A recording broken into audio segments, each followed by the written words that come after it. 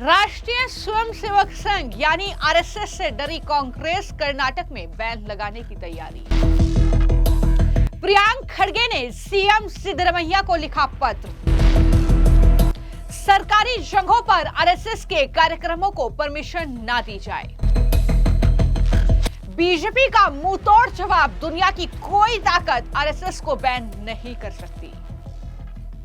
Congress party, उनके नेता राहुल गांधी से लेकर प्रियांक खड़गे आरएसएस से कितना ज्यादा घबराए हुए हैं, डरे हुए हैं, ये उनके बयान और उनके एक्शन में साफ तौर पर दिखाई दे रहा है। अब बड़ी खबर कर्नाटक से है, जहां पर कांग्रेस शासित राज्य कर्नाटक में आरएसएस को बैन करने की तैयारी हो रही है। जी हां, एक तरफ डीके शिव कुमार जो कि कर्नाटक के डिप्टी सीएम हैं, वो दरअसल आरएसएस की टोपी पर कमेंट कर रहे हैं, कारी टोपी बता रहे हैं। वहीं दूसरी तरफ जो मल्लिकार्जुन खड़गे के बेटे हैं प्रियांक खड़गे, कर्नाटक सरकार में मंत्री हैं, उन्होंने सीएम सिद्धरमैया को लेटर लिख दिया है, जिसमें उन्होंने मांग की है कि सरकारी जगहों में आरएसएस की गतिविधियों पर पूरी तरीके से बैन लगाया जाए। ये मांग प्रियांक खड़गे इस लेटर में कर रहे हैं। ये लेटर आप देख रहे हैं जिसमें ये लिखा हुआ है और आरोप आरएसएस पर लगाया हुआ है कि आरएसएस सरकारी स्कूलों, खेल के मैदानों और मंदिरों में शाखाएं और सभाएं आयोजित करके बच्चों और युवाओं के बीच विभाजनकारी विचार फैला रहा है। मंत्री खड़गे का कहना यह भी है कि ऐसी गतिविधियां संविधान की भावना और राष्ट्रीय एकता के खिलाफ है। क्या कहा है प्रियांक खड़गे ने और किस तरीके से ये गंभीर आरोप लगाए हैं और पूछा है कि बीजेपी नेताओं के बच्चे आरएसएस में क्यों नहीं जाते, किस तरीके से वो बौखलाए हुए हैं, क्या कह रहे हैं, जरा सुनिए। I have requested the CM in writing that RSS activities should not be allowed in government schools and colleges, government aided schools and colleges, government grounds, public places at all. And more importantly, these activities that RSS does is literally brainwashing young minds, which is not helping the nation, nor is it helping the society in any way. So I've written to the CM not to allow RSS activities or their baitaks, even in archaeological temples, state-owned temples. Let them do it in private homes they want. They have so many leaders from the BJP, they have so many RSS leaders. Let them do it at home or let them do it in their farmhouses, let them do it anywhere in private. We have no problem with that. But you can't come to government schools, colleges, use government grounds for this mass brainwashing that you're doing. It's not helping. And if this philosophy was so good, how come the BJP leaders' children are not in it? How many BJP leaders' children have taken Trishul Diksha? How many BJP leaders' children are Gaurakshaks and Dharamrakshaks? How many BJP leaders' children come out in the open during whenever there is a communal disturbance? This RSS philosophy is only for the poor. The RSS people say that Hindu खतरे में है, बच्चा ज़्यादा पैदा करो, but they remain bachelors. Why can't they get married? Why can't they practice what they preach? And this entire philosophy is against the Baswa philosophy, against the Baba Saheb Ambedkar philosophy, against the Constitution. तो आपने प्रियांक खड़गे को सुना, लेकिन प्रियांक खड़गे के letter के बाद मुख्यमंत्री सिद्धरमैया ने इस मामले पर बेहद गंभीरता दिखाई। जैसा कि वो अन्य मामलों में ऐसा नहीं करते हैं, लेकिन चूंकि ये आरएसएस से जुड़ा मामला था, तो मुख्यमंत्री सिद्धरमैया ने मुख्य सचिव शालिनी रजनीश को मामले की जांच करने और उचित कार्रवाई करने के निर्देश दे दिए। दरअसल जिस तरीके से ये पूरा घटनाक्रम कर्नाटक में चल रहा है, ये एक बड़े राजनीतिक तूफान का संकेत भी कहीं ना कहीं दे रहा है। एक बड़ा राजनीतिक तूफान इस मांग के बाद आ सकता है, क्योंकि ये उम्मीद की जा रही है कि बीजेपी इसका मुंहतोड़ जवाब देगी। लेकिन जब प्रियांक खड़गे ने ये सीएम सिद्धरमैया को लेटर लिखा, तो उसके बाद बीजेपी की तरफ से जो प्रवक्ता है शहजाद पूनावाला, उनका जवाब सामने आया और उन्होंने कितने गंभीर आरोप कांग्रेस पार्टी पर लगाए हैं और ये कहते हुए कि कांग्रेस की असहिष्णुता का ये एक और प्रमाण है जो आरएसएस पर वो बैन लगाने की बात कर रहे हैं। क्या कहा शहजाद पूनावाला ने, जरा सुनिए। कांग्रेस की असहिष्णुता का ये एक और प्रमाण है। 100 वर्षों से राष्ट्रीय स्वयंसेवक संघ लगातार सेवा, समर्पण और त्याग और तपस्या के भाव से राष्ट्र निर्माण में, व्यक्ति निर्माण में लगा हुआ है और 100 वर्षों से ही कांग्रेस पार्टी उसके चरित्र हनन में सुपारी पॉलिटिक्स करती रही है। कई बार कोर्ट से उनको प्रतिबंध लगाने की कोर्ट से भी कोशिश की गई, पर कोर्ट ने भी इसमें समर्थन नहीं दिया और हर बार जब प्रतिबंध लगाया तब कोर्ट ने ही उस प्रतिबंध को खत्म किया।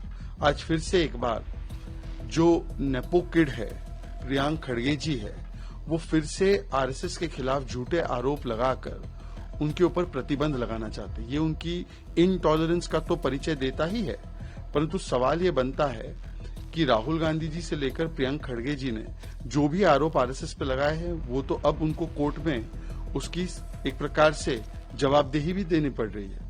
कोर्ट में सामने भी जाकर उनको माफी मांगनी पड़ रही है। तो आज सवाल सिर्फ इतना है कि क्यों इतनी सहिष्णुता की कमी उनमें दिखाई देती है। वैसे तो ये पीएफआई और एसडीपीआई जैसे संगठनों को खुली छूट देते हैं और जो राष्ट्रवादी संगठन होते हैं उनके खिलाफ किस प्रकार से प्रतिबंध लगना चाहिए, ये कांग्रेस पार्टी की विचारधारा है। तो सब जानते हैं कि आरएसएस एक हिंदू राष्ट्रवादी संगठन है और जाहिर तौर पर यही बात जो है वो कर्नाटक की कांग्रेस सरकार को कभी नहीं पच सकती है। वो मल्लिकार्जुन खड़गे, राहुल गांधी, प्रियांक खड़गे और अन्य कांग्रेस पार्टी के नेताओं को हजम नहीं होगी। आरएसएस जो एक हिंदू राष्ट्रवादी संगठन है जो 1925 से एक्टिव है और बीजेपी का वैचारिक संगठन माना जाता है। इसकी शाखाओं में योग, खेल और राष्ट्रवादी शिक्षा दी जाती है। अगर सरकार इस मांग को मान लेती है तो जाहिर तौर पर एक बड़ा राजनीतिक बवाल होगा। लेकिन जैसे ही इस मामले को लेकर कई बीजेपी के जो विधायक हैं, जो नेता हैं, उनसे बातचीत करने की कोशिश की गई तो अभय पाटिल जो कि बीजेपी के विधायक हैं, उनकी तरफ से प्रियांक खड़गे के इस बयान पर जवाब दिया गया और कहा कि जो कांग्रेस पार्टी की ये मंशा है ये कभी पूरी नहीं होगी। संघ को दुनिया की कोई भी ताकत बैन नहीं कर सकती। क्या कहा अभय पाटिल ने, जरा सुनिए।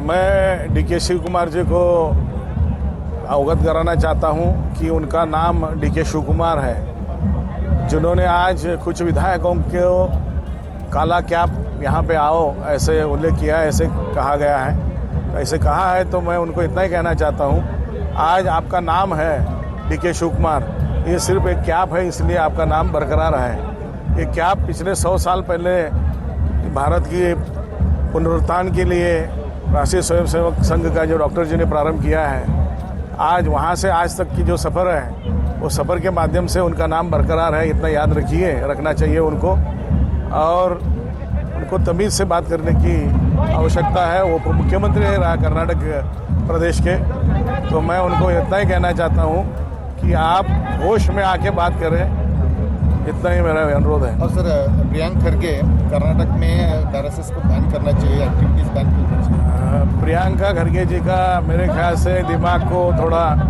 टेस्ट करना चाहिए कि आजकल वो हमेशा अनाप शनाप बात करते रहते हैं। राष्ट्रीय स्वयंसेवक संघ को बैन करने की जो उनकी मंशा है वो पूरा नहीं होगा, क्योंकि संघ 100 सालों से भारत में अपना काम कर रही है और अनेक काम है, और संघ को कोई दुनिया की कोई ताकत बैन नहीं कर सकती। ऐसे प्रियंका खड़गे 1000 आए तो भी संघ बैन नहीं हो सकता।